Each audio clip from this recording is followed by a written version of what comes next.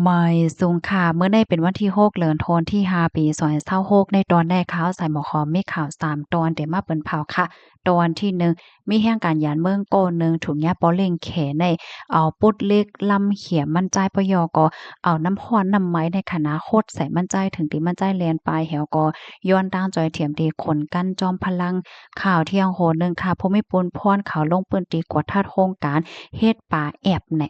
ข่าวเที่ยงตอนหนึ่งก็เป็นขันแลกเงินขันคำในวันมื้อในค่ะอ่อนตั้งเปิ้นได้เด็กก็เข้ามาถมด้วยข่าวโหในอ่อนตั้งค่ะ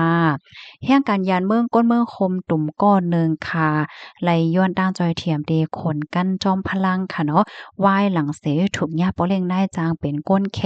เอาปุดเลขเนี่ยนะลำทุบมันปยก็เอาน้ำควันน้ำไม้เนี่ยโคตรจอมโตจอมคิงมันค่ะเอากิ้มให้ในค่ะนะ หนีบตีนนิ้วมือหว่าจังไหนถึงตีมั่นใจในแล่นปลายค่ะเนาะมือพ้องหนังนั้นซ้ำไหนมีก้นเมืองหลีหันเมียนเหี่ยวก็เข้าจอยเถียม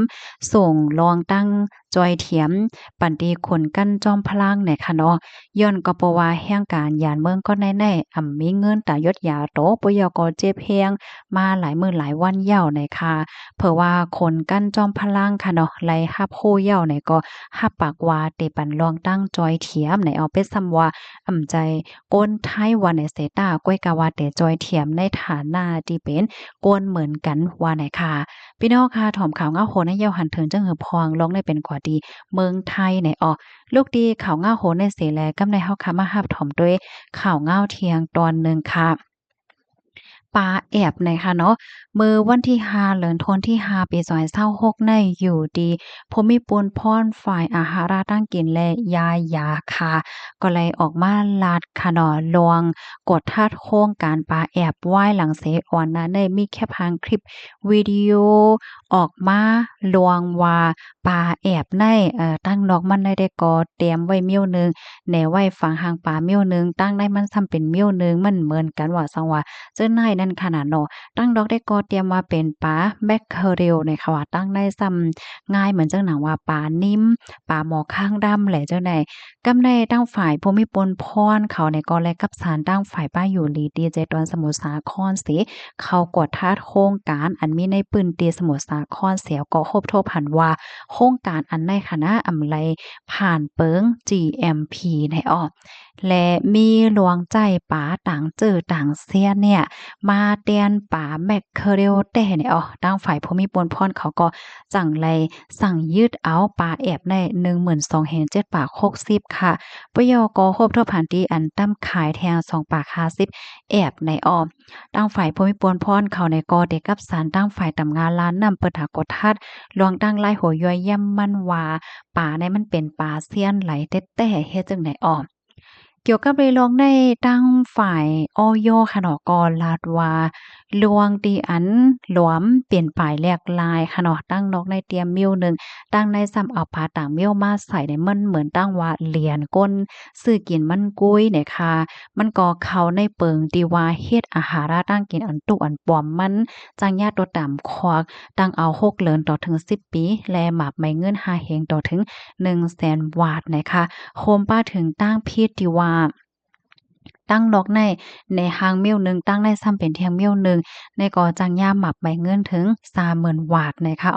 กำนันแลย้อนฟังเติ้นถึงปันปอก้าแม่ขายก็เหตุการณ์ป้ายมักมีเฮ็ดออกอาหาราตั้งกินในฮาเลซื้อโยต่อก้นซื้อมันนั่นน่ะเนาะ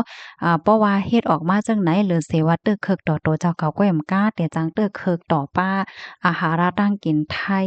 ลูกกว่าไหนน่ะเนาะเพราะเปิ้นฮู้กว่าว่ามันมีลวงเฮ็ดจังนั้นจังได๋ว่ามันแต่จังตึกเคิกต่อ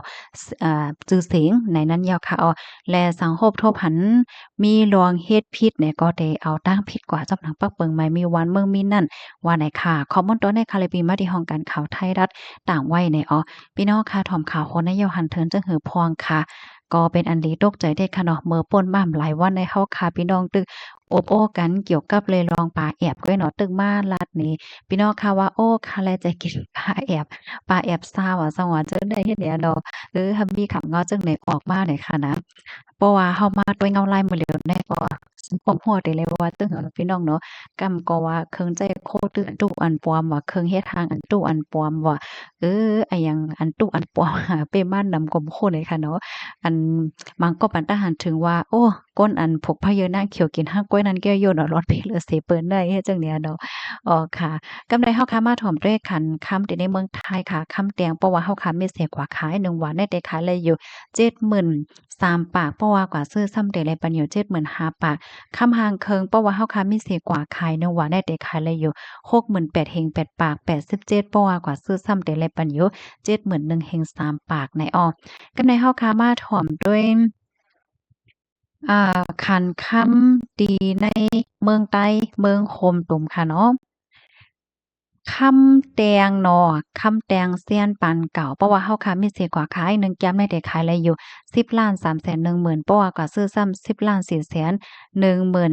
คำหางเคิงเพราะว่าเฮาค้ามีสิกว่าขาย1แก้มได้แต่ขายอะไรอยู่9,690,000เพราะว่าก็ซื้อซ้ำได้เลยปันอยู่9,790,000เซียนปานใหม่ค่ะคำแตงเพราะว่าเฮาค้ามีสิกว่าขาย1แก้มได้แต่ขายอะไรอยู่10,130,000เพราะว่าก็ซื้อซ้ำได้เลยปันอยู่10,230,000 คำหางเคิงค่ะเพราะว่ามีเสียกว่าขาย1แก๊ปก็ได้ขายเลยอยู่9,520,000เพราะว่ากว่าซื้อซ้ำ9,620,000นะคะอ้ออันนี้เป็นคันค่ำที่ในเมืองใต้เมืองโฮมตุ้มกำในเฮาค่ะมาถ่อมด้วยคันแลกเงินค่ะเพราะว่าเฮาค่ะเอาตั้งเงินนอกเมืองสีแลกเงินมา$1อเมริกันแลกไล4เฮง2ปาก1ยูโรแลกไล4เฮง9ปาก